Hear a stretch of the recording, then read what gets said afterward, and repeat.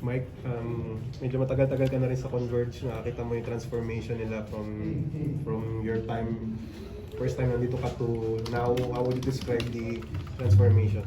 Well, one of the main reason why Coach Franco, was Jacob, got me here with Converge is to try and help them establish a culture here, no, in Converge, because yung nagawa ko before with Ateneo, they're trying to get as much para patulungan ko ay management and the coaching staff.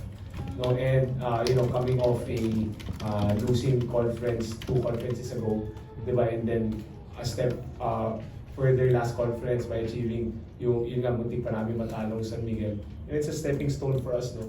And deep inside, I think kaya rin kami ganito yung pinakita namin this game is because yes, we got Jordan, we got Pau, but personally and individually, of course, may kanya-kanya na kaming trabaho dito. Diba? And we just help each other because we want to perform at our best all the time.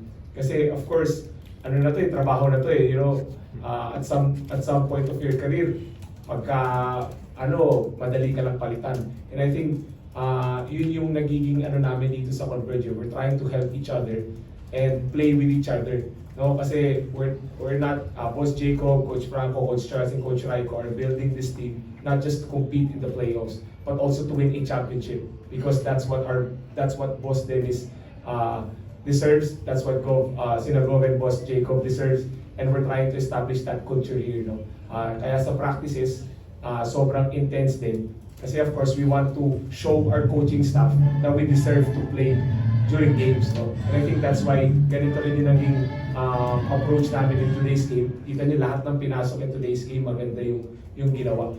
Because yes, we want to win games, but at the back of our mind, we want to stay here in Converge, we want to win, and we want to represent this company and give Boss Dennis its first championship in the PBA.